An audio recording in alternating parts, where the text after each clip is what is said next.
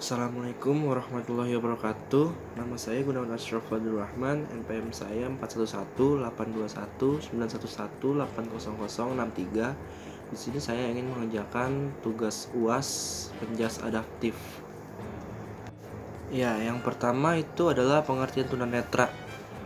Tunanetra adalah istilah umum yang digunakan untuk kondisi seseorang yang mengalami gangguan atau hambatan dalam indera penglihatannya. Berdasarkan tingkat gangguannya, tunanetra dibagi dua, yaitu bisa buta total dan masih mempunyai penglihatan. Penyebab tunanetra di masa kelahiran itu kelahiran yang sulit sehingga bayi harus keluar dengan bantuan alat vakum. Ada juga penyebab tunanetra di masa pertumbuhan. Itu gangguan penglihatan juga bisa terjadi karena kekurangan vitamin A.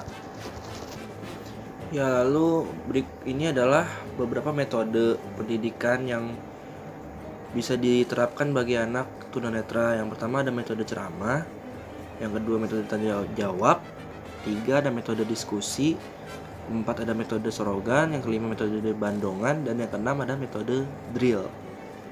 Cabang olahraga untuk penyandang disabilitas tunanetra itu ada Porti.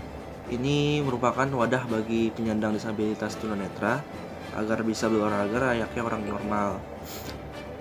Cabang olahraganya bisa antaranya itu atletik, renang, tenis meja, catur, goalball, futsal, bowling, voli duduk, judo, dan angkat berat. Ya, yang berikutnya itu ada tunarungu. Tunarungu adalah seseorang yang memiliki hambatan dalam fungsi pendengarannya. Terdapat dua jenis gangguan pendengaran yang membuat seseorang menjadi tunarungu, yaitu yang bersifat bawaan, itu sudah ada sejak lahir, dan yang terjadi setelah dilahirkan.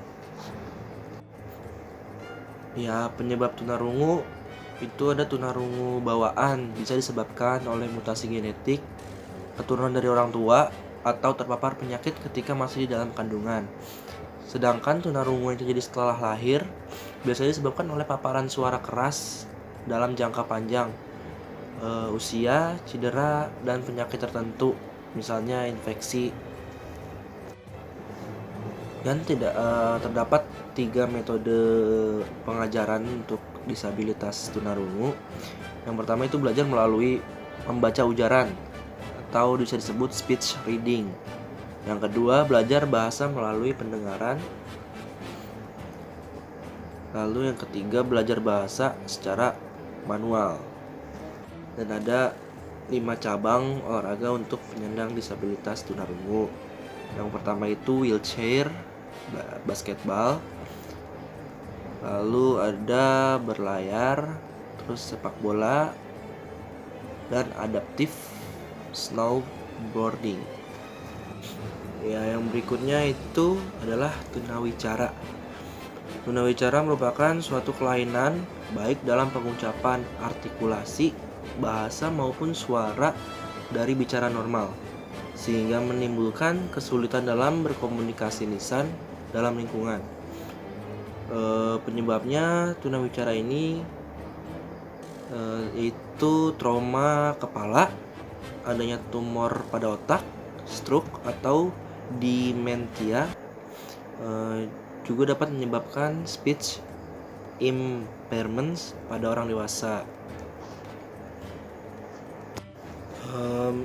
Cara pengajaran bagi anak tunawicara itu adalah metode imitasi, dan cabang untuk anak tunawicara itu bisa cabang olahraga lari. Yang berikutnya itu adalah tunagrahita. Tunagrahita adalah sebutan bagi orang-orang dengan kemampuan intelektual dan kognitif yang berada di bawah rata-rata dibandingkan anak pada umumnya. Kondisi ini dapat terjadi pada bayi setelah dilahirkan, sejak bayi berada di dalam kandungan atau selama proses persalinan. Faktor penyebab tunagrahita adalah karena faktor genetik atau fisiologis ketika masih berada dalam kandungan. Bayi dapat mengalami gangguan kromosom atau penyakit bawaan dari ibu atau adanya pengaruh eksternal seperti alkohol, obat-obatan, dan racun yang mempengaruhi pertumbuhan otak janin. Cara pengajaran atau metode pengajaran untuk tunagrahita yaitu yang pertama ada metode argumentasi, yang kedua ada metode bermain, tiga metode kawan sebaya, yang keempat ada metode ceramah, yang kelima itu ada metode tanya jawab, yang keenam metode drill, yang ketujuh metode pengantara, yang ke-8 ada metode suri tauladan, dan yang terakhir yang ke-9 ada metode karya wisata. Lalu cabang olahraga untuk tunagrahita itu ada olahraga bocce. Olahraga bocce itu merupakan salah satu olahraga khusus penyandang tunagrahita. Bocce itu bisa disebut juga olahraga rekreasi yang dimainkan 2 regu dengan 3 hingga 4 orang anggota. Yang berikutnya ada tunadaksa. Tunadaksa adalah anak yang memiliki cacat fisik tubuh atau cacat ortopedi.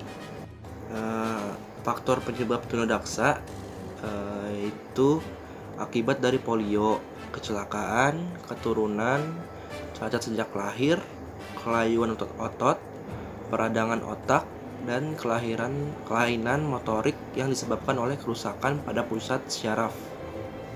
Lalu untuk anak tunadaksa, metode pengajarannya yang dapat digunakan adalah metode ceramah, terus diskusi berkelompok, ada praktek,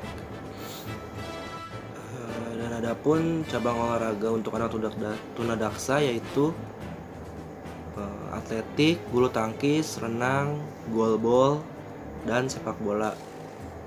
Ya, yang terakhir ada tunalaras. Tunalaras adalah individu yang mengalami hambatan dalam mengendalikan emosi dan kontrol sosial. Lalu ada pun faktor penyebab ketunalarasan atau faktor penyebab tunalaras, yaitu keturunan, lalu neurologis, faktor biokimia atau faktor kombinasi dari faktor-faktor tersebut.